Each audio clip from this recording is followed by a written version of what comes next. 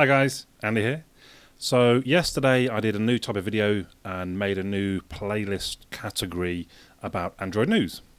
And then obviously today Google I/O kicked off. So I've just literally, people are still filled, well, they're not moving very far.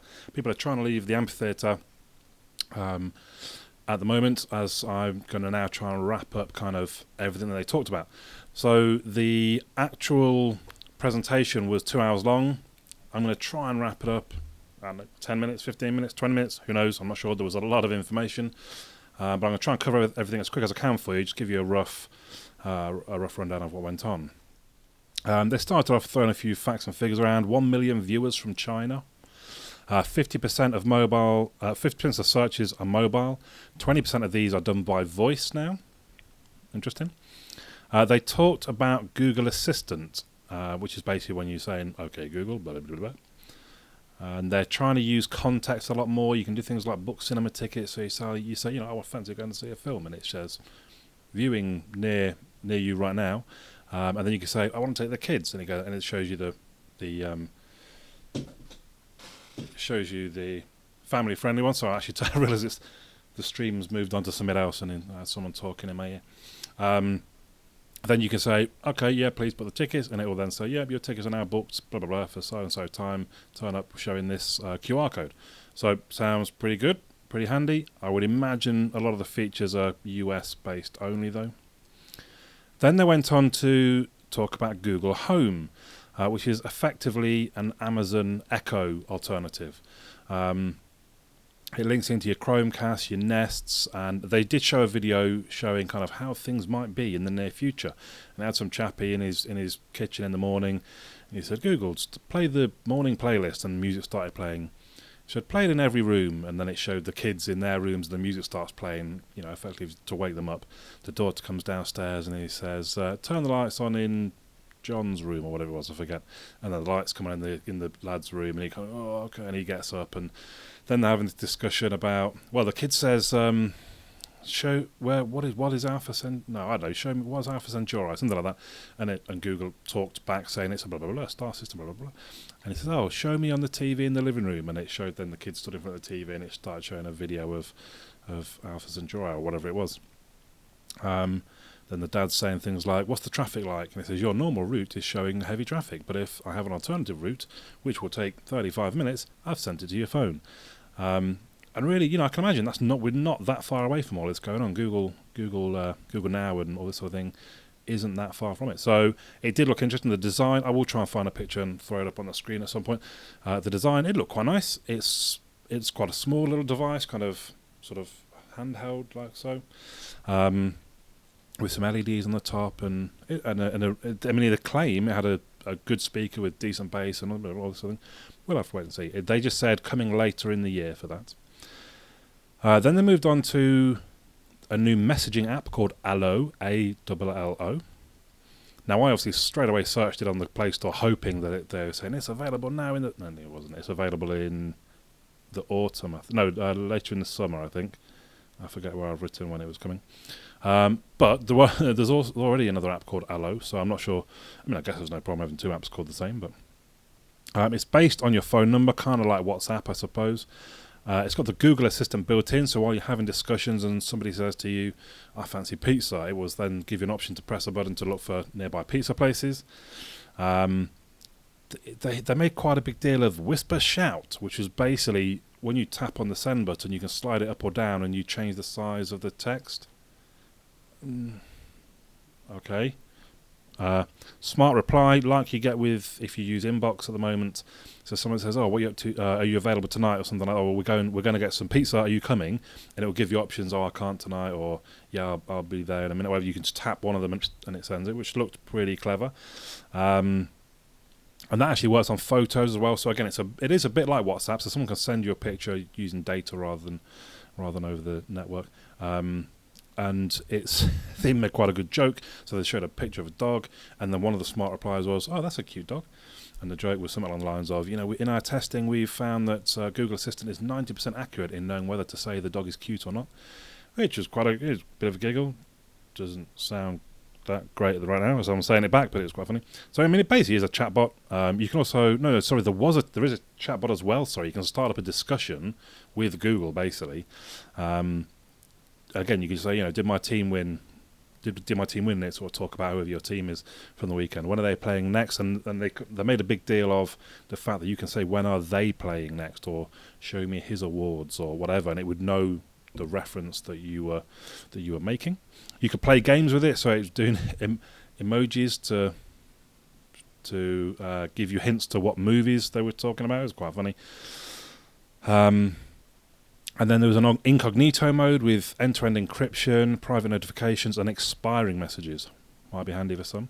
They then went on to talk about Duo, which is a one-to-one video calling app, again based on your phone number. So I'm not sure if it's a separate. I think it's a separate app to Allo, but they kind of talked about it being very similar type thing.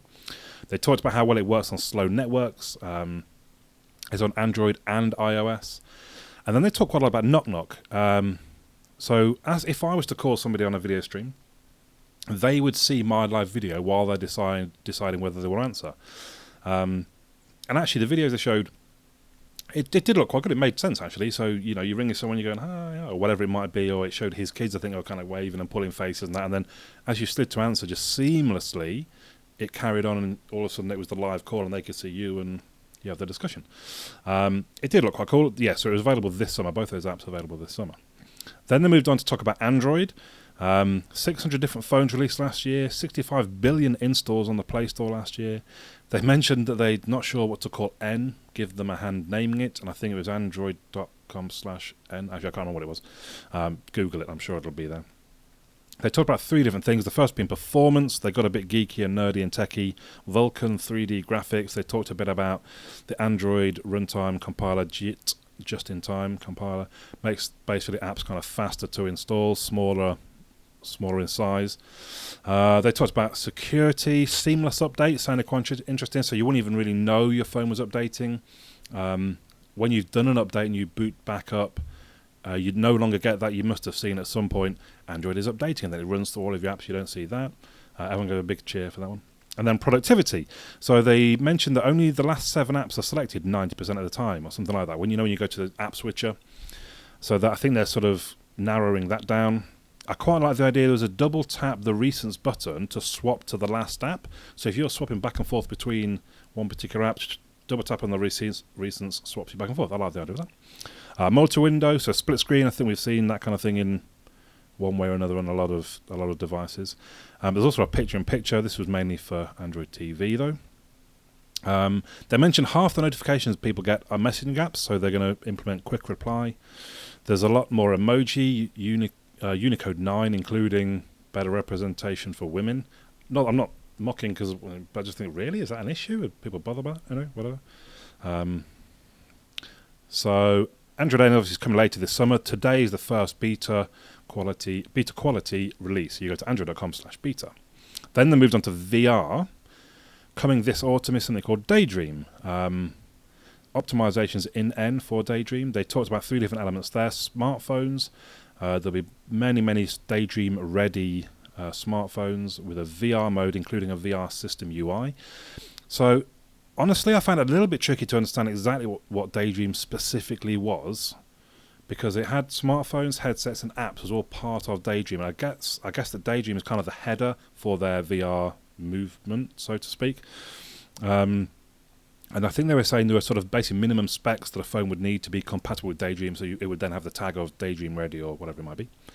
They talked about the headsets. Again, so they've not designed a headset, but they've set up a reference design for manufacturers, and also a controller, which looked quite cool. It looked like, I don't know, any other sort of, so a little bit like, that's my Amazon Fire Stick controller. So it looked a little bit like that.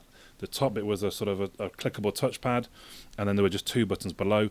But what was quite cool, they showed video of somebody obviously using a headset and using the controller, and you could do things like you could cast a fishing rod with the controller, you could wave a wand, or you could hack, and it looked pretty good because the controller itself had orientation sensors built into it, so it looked quite smart. Then they talked about apps. There'll be a Google Play app for VR. There'll be a Google Play, that's the store. There'll be a Google Play Movies app with including a virtual movie theater. Google Photos would have a VR app, and of course YouTube was being rebuilt apparently from the ground up to be VR compatible. Sounds interesting. Then they moved on to wearables, talked about 100 different watches, and they said there's a big Android Wear update coming, Android Wear 2.0. Any watch face can show info from any app.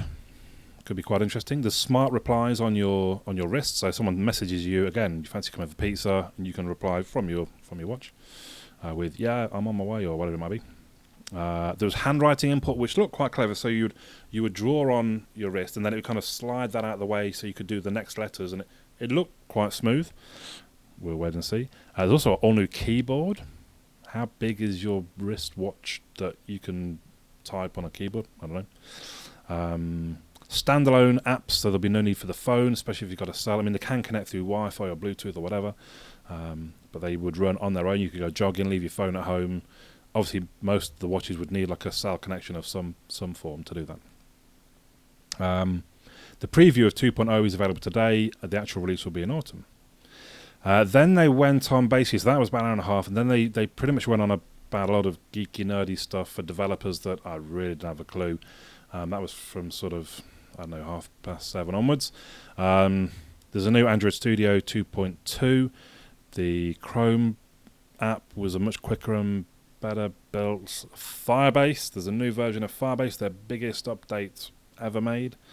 They did talk about, I listened to Android Instant App. So someone would send you a link to, I don't know, it might be something in Yelp or whatever. You haven't got the Yelp apps, but you tap on it, and it would basically download a module of that app that it needs to show you that within the app, whatever the link was that they sent. Sounds very clever. Sounds really good. Obviously, the developers need to build that in so that they can modularize their apps. But it did look good, and it goes back compatible all the way back to Jelly Bean. So, seemed pretty good. I think I've been through everything.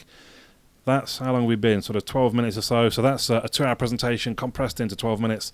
I'd love to hear your thoughts. I'd love to hear your thoughts on just kind of me doing this kind of video. It's probably not the most exciting thing to look at for 12 minutes. My apologies.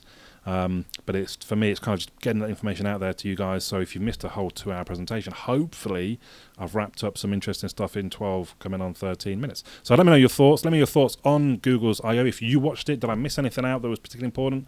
If you understood the developer stuff, maybe you can explain it to people in the comments down below. But yeah, let me know I'm really quite excited. I love the idea of Google Home. I'm really looking forward to Allo and Duo. Android N, why not?